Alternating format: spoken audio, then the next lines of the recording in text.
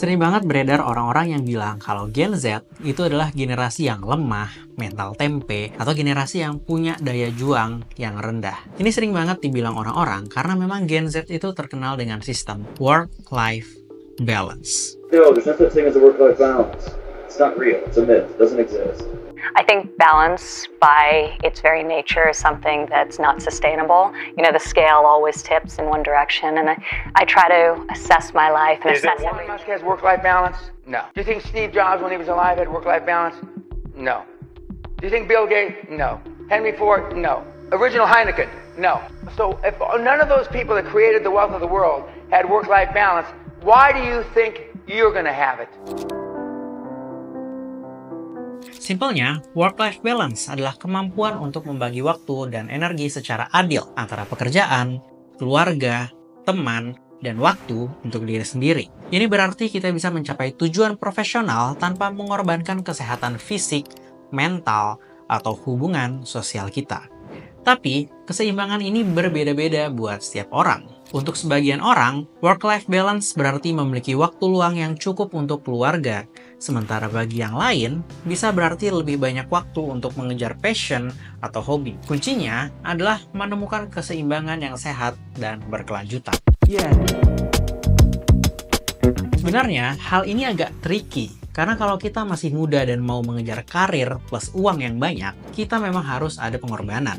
Terutama, berkorban waktu dan juga tenaga. Jadi memang work-life balance ini baru benar-benar bekerja kalau kita sudah punya karir yang stabil, uang yang banyak, dan juga tujuan yang jelas. Apalagi kalau kita punya usaha, kita harus benar-benar ngorbanin tenaga yang kita punya biar usaha kita bisa berhasil. Dan ketika keberhasilan itu udah dicapai, baru kita bisa nikmatin hasilnya. Kalau kita membatasi usaha kita dengan dalih work-life balance, pasti akan merugikan diri kita sendiri. Kalau kita dengar kata-kata orang sukses, contohnya Mary Riana, beliau nggak pernah setuju tentang work-life balance loh. Saya nggak pernah percaya namanya work-life balance. And the purpose of my life is not to find balance in my life, but to find fulfillment, gitu.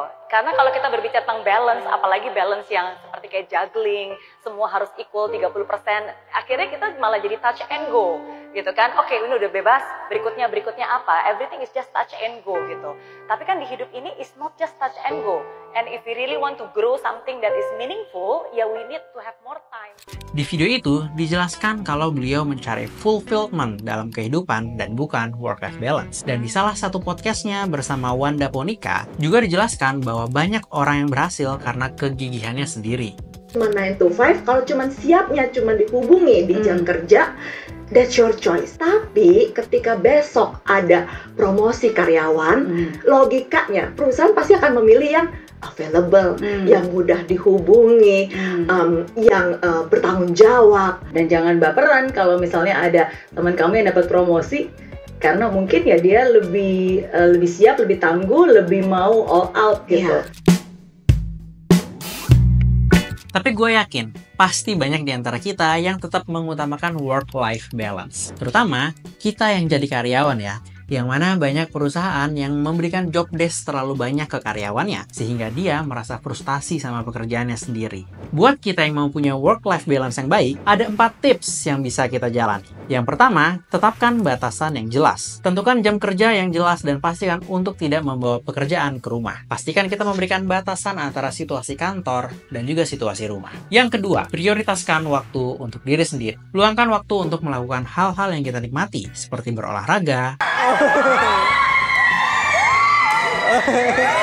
nonton, atau main sama kucing.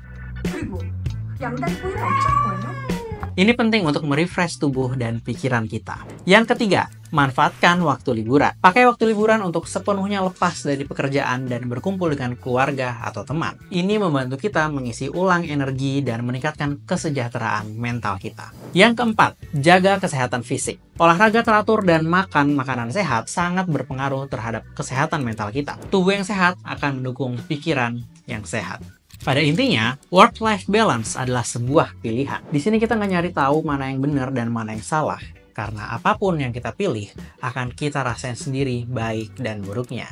Bagi yang merasa ingin jauh lebih bekerja keras untuk mengejar uang dan karir, itu adalah hal yang bagus. Dan bagi yang sudah merasa cukup sejahtera dengan kondisi yang sekarang, mengedepankan work-life balance juga bukan sebuah kesalahan.